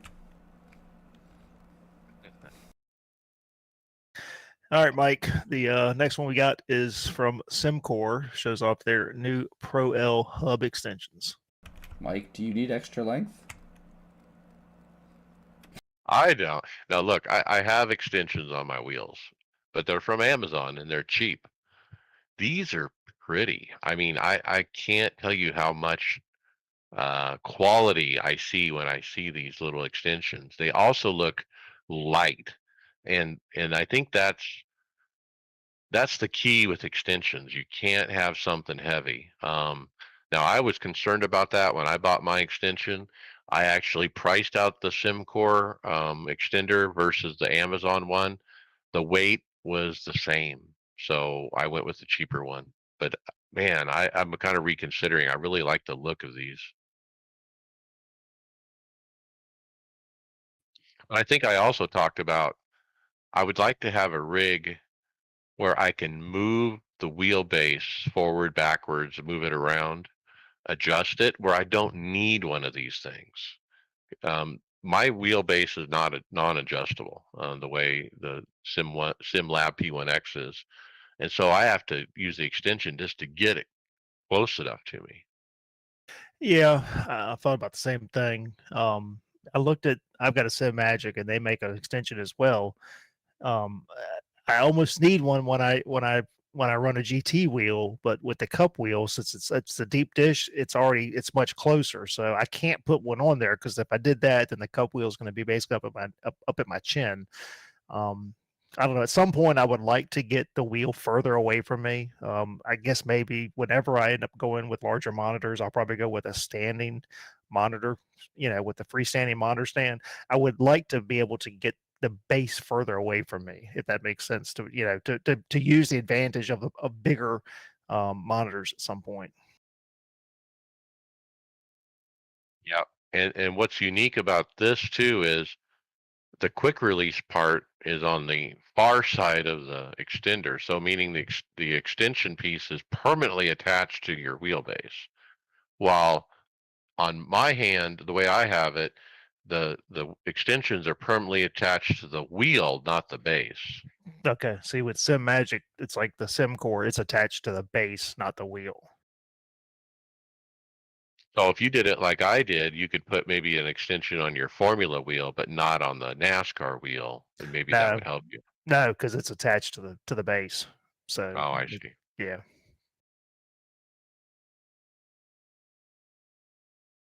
Pretty cool. Don, how about a one-to-one F1 simulator? Yeah, so there's a company called Visaro. This is a company that designs, they manufacture uh, simulation systems for homes, professional race driving training, commercial equipment for, you know, the sim shop, sim arcades. And they've got a picture on Instagram of a work in progress. It's an actual F1 car that you can sit in with three big triples in front of it to do your sim racing sitting in a real car. Can I call the FOP police? Yeah, it's real bad, those triples. Yeah, they're going to jail for that. They need that center like up straddling the nose piece, like up above the guy's knees, and then those others like sideways almost, around his head. Now, if you watch the video Not part to of it, mention the halo's gone. the video part, you can see the car moving. It actually has motion built in underneath, and you can see the car doing heave and pitch and stuff as he goes around the corner.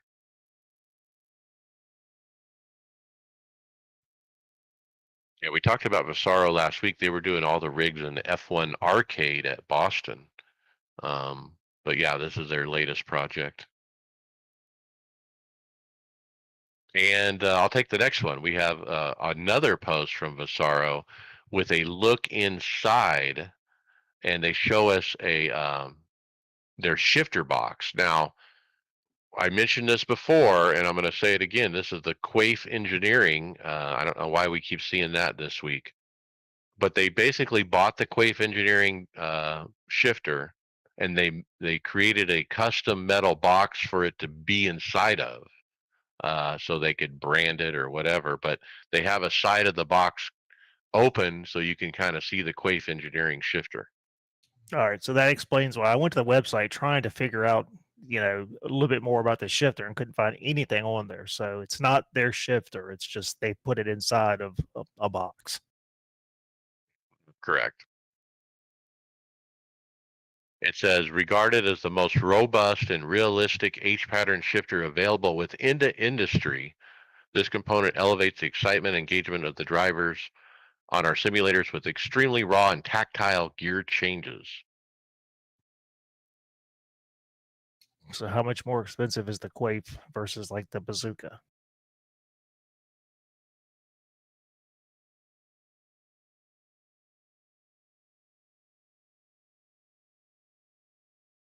I'll tell you.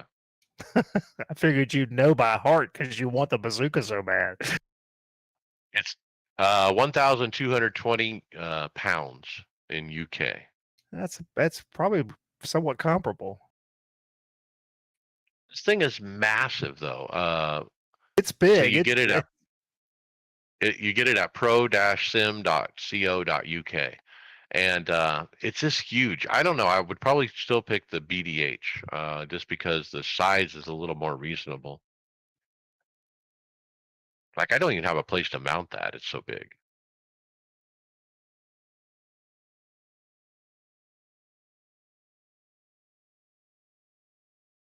All right, let's move on to Greg. We got bang for your buck. Dave Cam reviews the SimGrade VX Pro pedals. I didn't get a chance to watch this video, but Dave Kim was reviewing these pedals on one of his videos here. The SimGrade VX Pro pedal set. Mike, did you watch the whole thing here through? I did. Or So Brad, did you? yeah, I did. These are really interesting. The way these are designed are while they're similar to a lot of the pedals we see, the way that the load cell is in here and the way that it operates the load cell is really unique. Instead of typical load cell pedals where you're linear, there's a linear push on the pedals for the load cell. This has like a roller action where it's pushing down on the load cell. These look really cool. I went on like a just ended up like in a rabbit hole of watching multiple videos on these pedals. He gave them really good reviews, and all the videos I've watched have given very good reviews on these. The adjustability, and they're not that expensive either. They're really not. 547 euros for all three pedals. This is the bad thing. I spent a ton of time when I was building my rig last year looking at pedals, and now I've just like gotten into this rabbit hole. That's all I can do is look at pedals, and there's no way I can go to my wife and say I want to get new pedals. She'll kill me. But there's so much stuff out there. It's frustrating. Yeah, I'm looking into pedals too in the background here. Every once in a while, I've been looking, and it's still from our friend of the show and old sponsor is still the front runner for me when I'm gonna probably spend some money on pedals for sim coaches. But some of these other ideas are kind of interesting. This is the one that has that tilting heel support that is kind of unique. That's an option you can buy with them. But Dave didn't like that option. He nixed that. They also have a little side plate on the throttle to kind of hold your foot from sliding off. Dave didn't like that one either, but he was like, "This is a buy." I mean, he said he raced with them. They work great. He had no problem with them. Yeah, good money, good value. Yeah, and what's interesting with these is all three of them use a load cell. So it's not like typically your load cell is going to be on your brake and you're using a Hal sensor or something. All three of these use load cells, which is unique. Which would give you more feel, obviously, which would be interesting. Yeah, and just really should never wear out. I mean, there's nothing to wear out on those. A Hall sensor or Hal sensors at some point, there's X amount of revolutions from a pot and stuff like that. So, like I said, I got to stop looking. Yeah, we have another pedal later in the show that's going to be the end all be all. But anyway, let's move on to Cheated. The Sim Circuit reviews the Sim Magic GT Neo wheel. It makes the claim that he has been cheated, a little tongue in cheek there. But look, this wheel, by everyone who touches it, this has got to be the best formula value out there by Sim Magic. The price is unbeatable. Yeah, I mean we've talked about this wheel multiple times. I'm gonna feel a little cheated because I bought the GT4 wheel from Sim Magic probably 3 months before this was released, which is almost double the price. And I really wish I had this instead. I've thought about trying to sell the GT4 to buy this. I'm just scared nobody would buy the GT4 because they could just go buy this. So it's a fantastic wheel. So yeah, that's the whole thing. He felt was he got cheated just because he felt like it's just too good for what the cost is. Yeah, I mean, it's hard to justify the Cube Controls F Pro I have at the price I paid, over $1,000, when you can have this and it basically does the same exact thing. Very cool. Yep. So speaking of pedals, we got a review from OC Racing, reviews the all-new Camus LC100 load cell pedals. So claims this could be the king of cheap. Watch the video. He made some good points. It's from an entry level. This is not a bad pedal set. There are some concerns. Brings up if you're a sock racer, the pedal faces are rather rough on the edges. It's all metal. Um, from an entry level, I think Camus is making some strides. We've seen their take on the direct drive wheels. So it's would it be for me? No, but if I would definitely go with this over top of a Logitech or even like a Fanatec, the V3s. Or the You know, AliExpress or the you know what? I think I'd probably go with the AliExpress just because of the the modability. That's one thing he said in here. I guess there's options. He would hope that they would offer some, whether it's different springs, stuff like that. I would probably go, with the what is it, the Simson, something like that. If I was looking for something on the entry level there, but at the end of the day, I think Camus is another one that continues to deliver some entry level pricing. I like it. We like that competition. All right, John, how about gimmick or game changer? Yeah, our buddy DJ EJ, he tried out the Pimax Crystal VR headset. And the question he asked is VR a gimmick or is it a game changer? Now, I honestly didn't get a chance to watch this. I've been so sick the last couple of weeks, but he did give it a shot. Guys, what did he say about it? Heavy. It's heavy, heavy, heavy. If he had a race over an hour, he'd probably be worried. Yeah. It looks like he's wearing that April Fool's wheel on his head. Look, my concerns with VR is what he addressed in this. The weight of it. He said, that if you do not have a system that can run at a good frame rate and not have stutters, you end up with nausea. That's my biggest fear. Again, I suffer from vertigo, and it's my one thing that I can't go do like the emotion rides where you sit and look. I just can't do it. He said from like the dirt and doing that stuff, he really felt it was a game changer. I mean, he felt very comfortable in vehicles where you've got to look a lot, left or right. Really talked about I guess running, what is it, Mount Washington.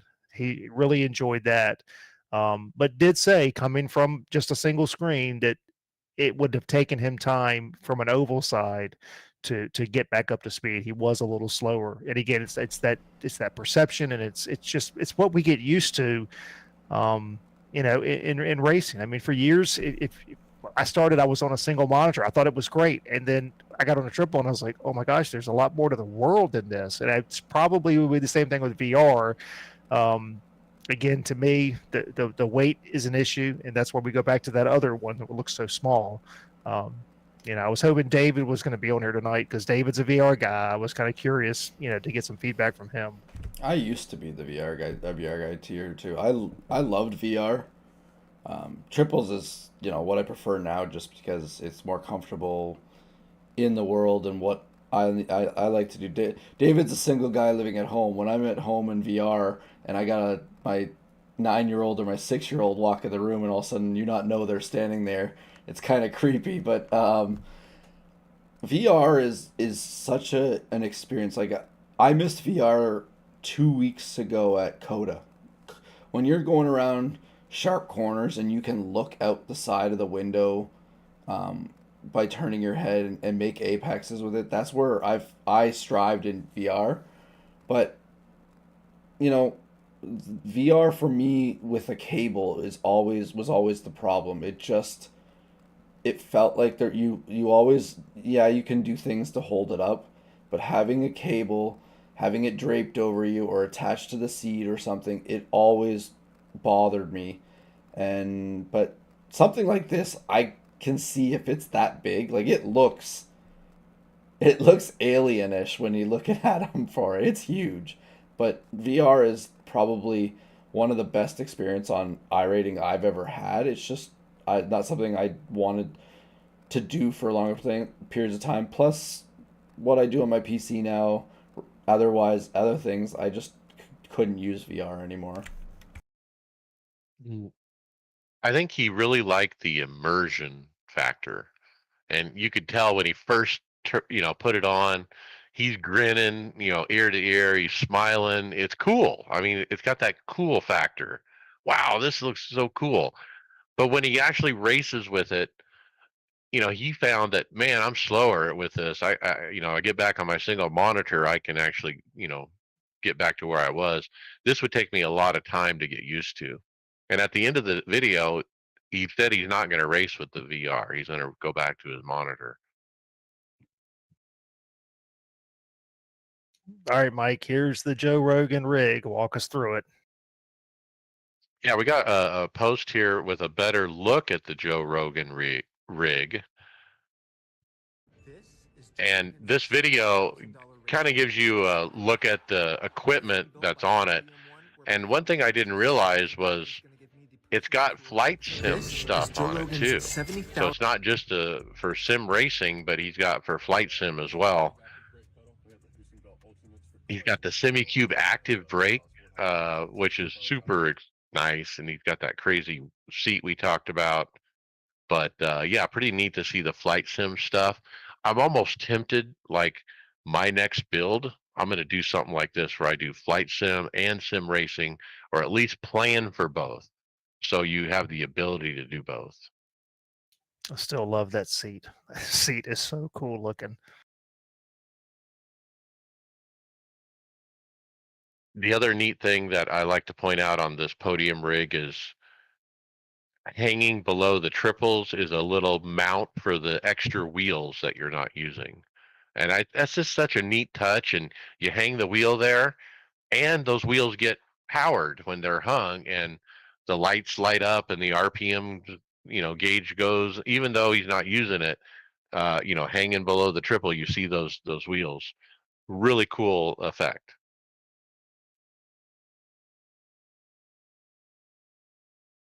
Okay, let's do another before we go to results. Brad, we got the simple dash.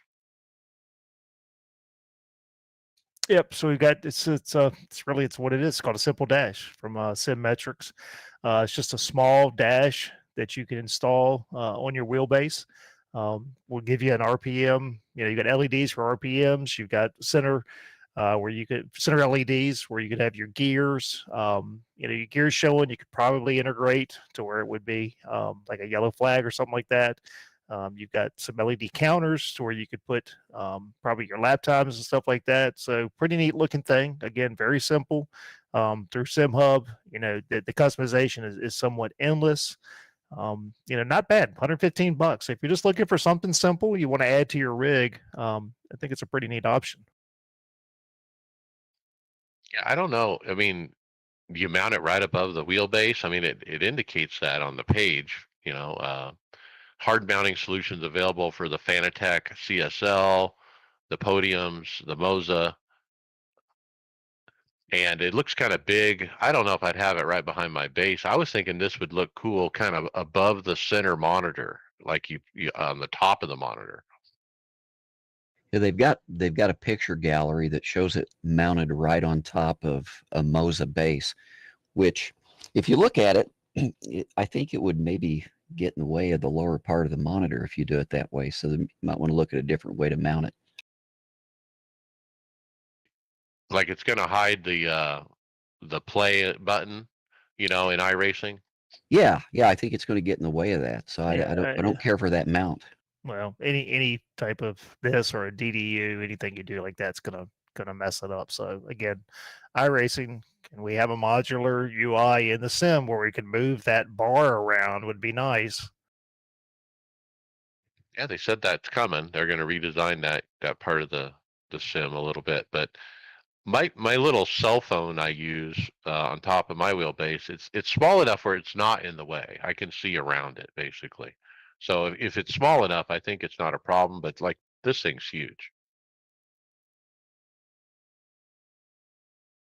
All right, let's jump to results.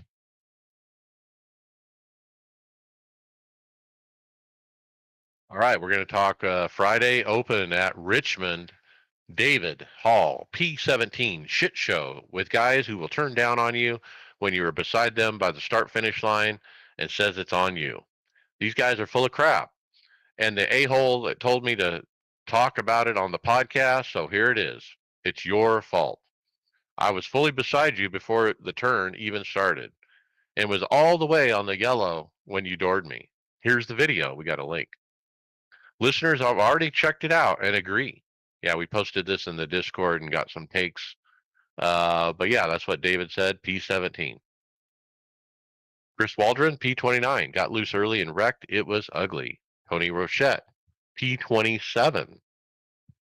Kyle Pendegraph, P5, started P9, couldn't find the grip in the car, kept sliding around. Got collected in a couple wrecks and fixed the damage throughout the 22 caution. Went one lap down and got the lucky dog. After slowly working my way back up to the top 10, I started picking cars off. One each on the green white checker. By watching the leader take off, I timed it to my advantage to pick off one more last spot on the last green white checker and came home P5 with 16x and a combined repair time of 5 minutes. I'm sitting Martinsville out as this many cautions is just uncalled for. Greg, P4. Yeah, Brad and I were in the same one here. I think this was the one we were in together, Brad. You were at the front, and I started second to dead last. I think it was 35th or something in the race. I've got this new thing where I'm not qualifying anymore. I'm just starting in the back and trying that. I made my way through the field. I think I got in the top 10, and that's all I could get up to for a while. And then there was a questionable strategy call. I think there was 27 laps on the tires, and Brad went in with some of the leaders, and I stayed out. And then we just had caution after caution after caution after caution. I think it was the last 50 laps were under caution or something like that. And you just, I was P2 the whole time. And when we finally got the final laps to run to where it was a green, I think it was a green white checkered to finish off the race, I went into the corner. I just didn't have anything on the right side for the tires and drifted up a bit. Two guys got past me and ended up P4, but it was good showing. It was better, felt better to be racing competitively again because I was driving through the field and making passes and taking my time. 200 laps was a lot of time to do it, but it just sucked trying to. All those caution laps just suck doing around because by the time you get going again and you got to get everything sorted out and people just you got to watch people getting into the corner. It's just not fun. Okay. Brian McCubbin, a P34, and then Brad, P16. Yep. So in the same race with Greg, started P3. First half of the race was great. Ran top four. Ended up pitting with about 50 to go. Greg stayed out. I probably should have done the same thing, but again, felt like I needed tires. But we get down to that last 50 laps, and it's just wreck after wreck, and I got caught up in all of them. Ended up just so frustrating. Just felt like it really had a good opportunity for at least probably a second, maybe a third place finish. Was so much quicker than the top two guys were quick. No way around that. But was definitely quick enough for a third. It's Richmond. Again, it's just guys really just driving over their heads continually. And it's just, this week's the same way. Wash, rinse, repeat. It's the same thing. All right, Saturday fix Richmond. Chris Waldron, P23, caught in the last wreck with 6 to go. Not a good week. All right, and that moves us to Sunday Open Richmond. David Hall wrecked out while 3 wide, middle car turns into the turn before I do, hitting me, forcing my car to turn right. I have had high I rating dudes tell me the inside guy has the right of way in this situation. Knowing the guy probably turned close to when he expected he should, After looking at the replay, I felt like I was a racing incident gray area as it gets. Justin Pearson, P1, winner, winner, chicken dinner. Staying up front most of the race, had a 60-lap run at the end, holding the lead to the point where I could manage a 3-ish second gap, then caution to bring out the green-white checker. We line up again, take off, and I hold the lead for the checkered flag. First NIS win of the year. Well done. Greg, you were wrecked out. Yeah, nothing. I started from the back again and made my way through the field. One of the times I got into a wreck that I couldn't. Everybody had stopped on the track. The cars were blocking the track, and just went to the back again. Got it fixed. I was just accordion back and forth through the middle of the field to the back, and by the time I got back into the top 10, one of the other restarts, I got a little loose off the corner, and that little, when you exit two and you get a little bit loose, and then you make that little bit of correction, and it grabs that left tire. Well, it grabbed me and swung me straight into the wall and broke my right front, and it was the end of my day. Mm-hmm. And then Sunday fixed, I ran P11, 20 cautions. I ended up having a drive-through penalty, too many incidents, and it is what it is. Okay, Wednesday Open, Martinsville, P4, baby. Now, not just a P4, we had a Tifosi top 4. This is a team record, a historical moment. Basically, I ran top 10, top 5 most of the day. I pitted once around halfway. I got dumped with about 30 to go. I was able to get back up there with my teammates who were running 1, 2, 3. I got to 4th right at the end, and we finished 1, 2, 3, 4. We did quadruple burnouts on the straightaway. It was pretty cool. David, he was P3. He said he didn't feel very fast here. All came down if you started on the outside or the inside. Managed to stay relatively mistake-free and clear of the other people's problems. Justin was the fastest of us. And then Justin Pearson, P1, got lucky on this one, pitted lap 75, stayed out the entire time. Track position is the key. I think if we would have went more than a 10-lap run, I think Mr. Tom would have had this one. Everything just fell in place. This was a team effort. 1, 2, 3, 4, baby. Woo. Another Tifosi team win. Tom Dreiling was part of the quadruplet, and he finished P2. And then Brad, in a separate split, you got a P2. Well done. Yep. So started 10th. Got turned, I think, before we'd even finished lap 2. I mean, guys just 3 wide at Martinsville. It's not going to work. Ended up going to the back, fought, to get back up front, trying to avoid all the ridiculous driving. I think got up to got about halfway, avoided everybody, ended up taking the lead. At lap 100, car was a little bit too damaged to keep it. Ended up pitting with about 60 laps to go, raced back up to P5, ended up with 2 green white checkers, continued to avoid the idiots that are spinning and wrecking and everything else. Ended up crossing the line P3, and then right as we crossed, saw a couple of the cars in front of me get together. So my guess is that P2 had enough incidents, so he ended up getting dinged for contact. I put a lap down. I finished with 16 cautions, scared to death that I was going to get one more and have to do a drive-through right at the end. So really finished P3, but hey, I'll take the P2. That's got me up into the top 15 in points. So it's been a fight. Still trying to get there. So. You're going to get that win soon. I mean, you got to be in position first, but that win is coming. I can just taste it. I hope so. I ran Thursday Open. As I mentioned before, I got disconnected from the server. By the time I got back in, I was 5 laps down. Ran around for a few laps and realized I'm not making any spots up here. I'm done. I parked it. Justin ran. He didn't put his results in. I don't know how he finished, and I think Bobby ran as well. Let's move on to other racing. I ran the FIA F4 at Sebring, qualified 7th. got to P4 by the end of lap 2, then second and third tangled, and I was relegated to second and brought it home from there.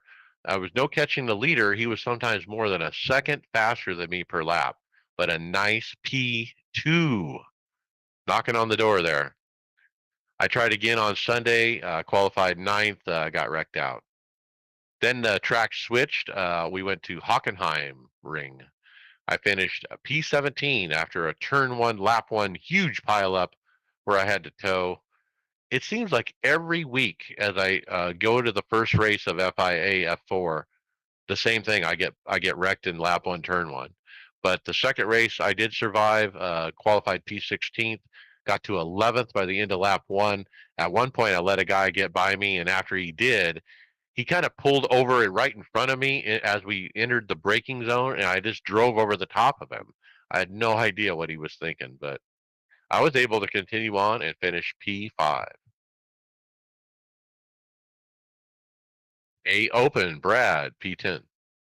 Yep. So decided Tuesday night to go ahead and run a Martinsville race just to get a little bit of practice. Started P8. Kind of stayed in the mix to the first pit stop.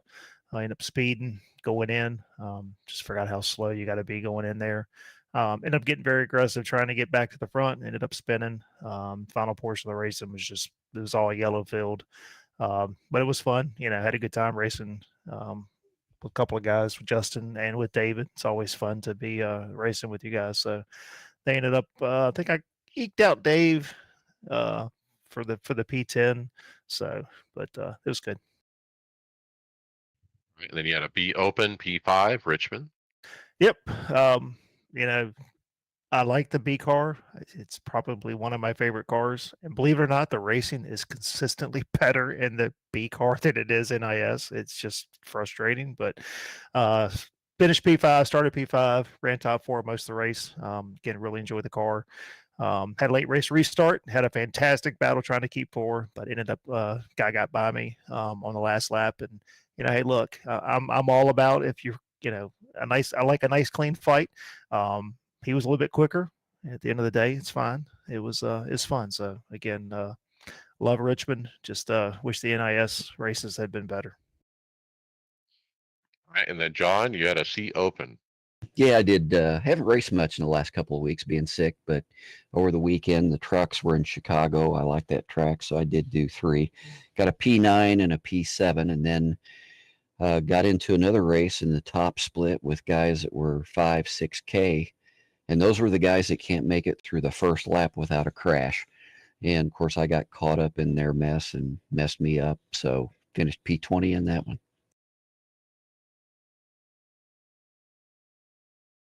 All right, and then I ran some hosted. I ran Pro Mazda at Olton Park, finished P14. And then the 87s at Talladega, a P6. All right, with that, let's jump into final thoughts. Greg Hectus. Listening to you guys talk about Martinsville just fills me with excitement for a nice long race tomorrow night. I don't know, Brad or Mike, should I still go with my theory of starting in the back? No, you need to qualify. No, you need to qualify. Look, Bardsville is a fantastic track if you get a good group of guys and you can race with, but you've got to start up front. I would not start in the back. So I'll revisit my start in the back, starting at Texas again. That's fine. Okay, good to know. Anyways, I look forward to that, and yeah, we'll see what happens this week. Okay, Brad Wren, final thought. Gonna grab another open start tomorrow night. See if I can't get better than a P2, and then going to be at the track actually on Sunday. So first time we've been to Martinsville, probably close to 20 years. So wife and I are looking forward to it. We went to the Roval last year, which is a Roval. So, but have had some great memories of going to Martinsville. It's going to be a cold day, so I'm hoping the racing will be okay. I'm tempering my enthusiasm just because we know how the next gen car is on short tracks. But hey, a good day at the racetrack is better than a good day almost anywhere else. It's true. I hope you have a lot of fun out there. And John Curley, final thought. Yeah, Brad, have fun this weekend. It should be a good trip for you. I just hope to get back into more racing the next week or so. Pneumonia's just knocked me down the last 2 weeks, and I just haven't felt like getting on the rig. I just haven't felt up to it. But I am going to get into Martinsville this weekend, try that track out, and I am going to take your advice and try to qualify, because I think you're right. You start in the back on that one, there's just no way to work yourself up to the front. So I'm going to give it a shot. All right, very good. My final thoughts.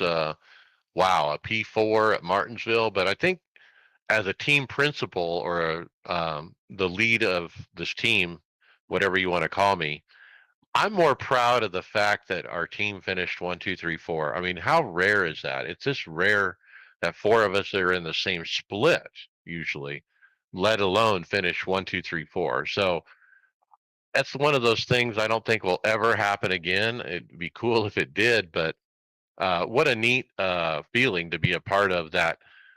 I've picked the right people on this team, that we're not just running around in the back. We're all freaking winners. I mean, we're all capable of running well. We're all capable of winning. This isn't a team of people that can't win. This is, uh, we got some really good drivers on this team, and I'm super proud. And with that, hey, we'll see you on the track later. All right, title ideas. Well, I mean, Foursome was the first one that came out last night, right? I think David picked that one. It's I what, like any of these three. Foursome or Foreplay? Yeah, I grabbed the 1, 2, 3, 4 from I think Justin's race results. All right, vote. I'll do one. Yeah, I'd do one. That's fine.